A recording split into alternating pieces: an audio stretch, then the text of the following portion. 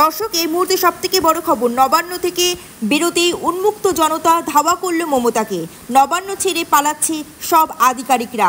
আর এদিকে দমদমে এয়ারপোর্টে দেখা গেল ভাইপো অভিষেককে। তাহলে ভাইপো এবার দুবাই পালাচ্ছে, তাই নিয়ে শুরু হয়েছে জোর জল্পনা।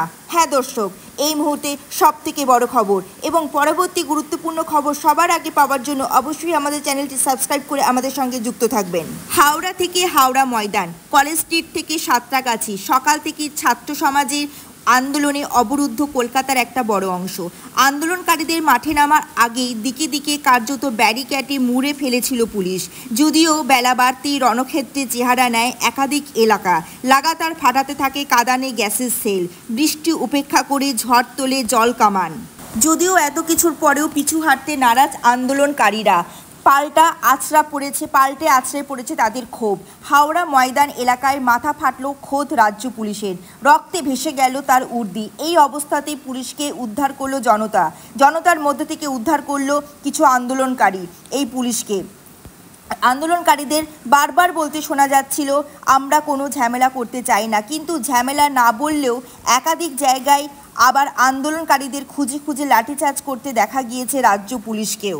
শুধু হাওড়া ময়দান নয়, হাওড়া ব্রিজেও সকাল থেকে ব্যাপক উত্তেজনার ছবি দেখা গিয়েছে। ব্রিজ থেকে নামার মুখে এমজি রোডেও দফায় দফায় কাঁদানি গ্যাসের সেল ফাটাতে দেখা যায় পুলিশকে। আবার পাল্টা ইট বৃষ্টিও দেখা যায় পুলিশকে লক্ষ্য করে। একাধিক জায়গায় ব্যারিকেডে মুড়ে দিয়েছিল পুলিশ, কিন্তু উন্মুক্ত জনতার ঢেউয়ে বহু জায়গায় খড়কুটোর মতো উড়ে যায় সেই সব ব্যারিকেডগুলো। আর ঠিক তখনই জলকামান নিয়ে তেড়ে আসে পুলিশ, ছত্রভঙ্গ করতে শুরু করে দেয় লাঠিচার্জ। পাল্টা জাতীয় পতাকা নিয়ে বুক পেতে বলে, গুলি কর, জাস্টিস ফর আরজি কর, উই ওয়ান্ট জাস্টিসের মতো স্লোগান তুলতে দেখা যায় আন্দোলনকারীদের মধ্যে। পরিস্থিতি এমন দাঁড়ায় যে কখনো আন্দোলনকারীদের চাপে পাথর বৃষ্টির মুখে পড়ে পিছুপা হতে বাধ্য হয় পুলিশ। যদিও পর মুহূর্তে আবার রণসজ্জায় এগিয়ে আসতে দেখা যায় পুলিশদের। সকাল থেকেই হাওড়া ময়দানে মিছিল করতে দেখা যায় সংগ্রামী যৌথ মঞ্চকে, দেখা যায় মঞ্চের নেতা ভাস্কর ঘোষকেও। আহত পুলিশ কর্মীর পাশে হাঁটতে দেখা যায় তাকে।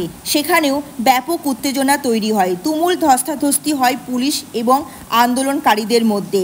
লাগাতার কাঁদানে গ্যাস ও লাঠিচার্জে পড়ে থাকতে দেখা যায় বহু আন্দোলনকারীকে।